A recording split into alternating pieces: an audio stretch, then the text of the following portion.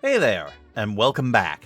So last time was a bit of a heavier episode, going over the minutia located in the head tag. Don't worry though, we're covering something a little less in the weeds today, and starting our journey into the body tag, where you're going to be writing all of the stuff that a person can actually see on your website. Of course, you can't just throw a bunch of text into the body tag and expect it to actually amount to much. You have to put all your content into tags as well. And today, we're going to look at the most common tags for writing out text. Let's start with something that's made to catch people's attention, and that is the H tag. The H stands for heading, and it's used to write out headings, titles, subtitles, and so forth. Something that's meant to catch the attention of a reader before they start reading the main body of the text. This one is unique because it comes in several different sizes. H can be paired with a number from 1 to 6 to create headings of varying sizes, with H1 being the biggest and H6 being tiny, to the point of actually being smaller than most regular default text. But when you need to make a note, it can be useful. And of course, H1 and H2 are going to be pretty common to see near the top of a page and to separate various sections from each other. They also come pre-bolded, but these shouldn't be used to apply bolding on their own. We have other tags for that, and CSS, mostly CSS. But what about just throwing down a bunch of basic text? Well, that's when you use the P tag. P, I'm sure you can tell, is the paragraph tag. It's used to contain those big, beautiful blocks of text that you're going to be writing out. Now, whenever you use a P tag, it's going to start the paragraph on a new line, and will add a blank line between the paragraph above it, but will ignore any sort of line breaks within the tag itself.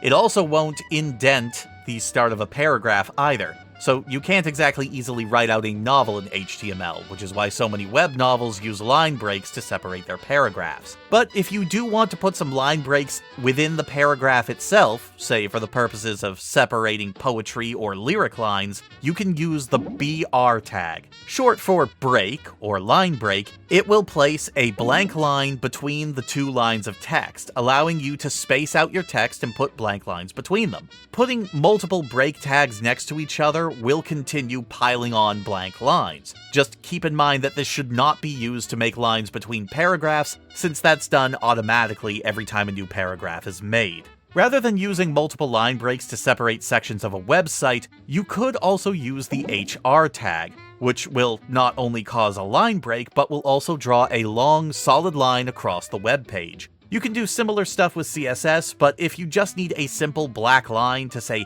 separate two segments of a story or article, the HR tag will work just fine. Lastly, let's talk real quick about some basic formatting tags. Now, when it comes to formatting the text, most of that is, again, handled uniformly through CSS. Don't worry, we'll get to it, I promise.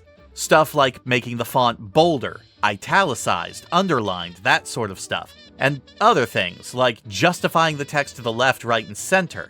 But it is important to note that things like justifying text to the left, right, and center doesn't even really work in the most recent form of HTML. Instead, all of that is specifically handled with CSS. You can't use tags like the center tag anymore. It just doesn't really work properly. However, there are plenty of times where you want to emphasize only specific words or sentences in a bigger paragraph. And for times like that, you have the strong, emphasis, U, and delete tags for bolding, italicizing, underlining, and strike-through respectively.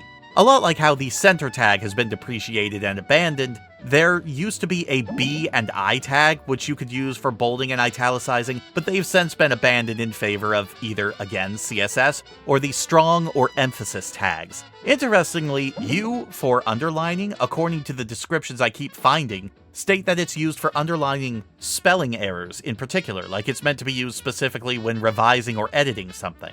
No idea why, that's just what I keep pulling up for some reason. Anyway, when it comes to writing out HTML, these are going to be the most common tags that you'll end up using. We'll go over other ways to format the text later, but there are several other tags to use that are for more specific situations, which we'll be going over next time. Until then, keep circulating the links, and I'll see you all next time.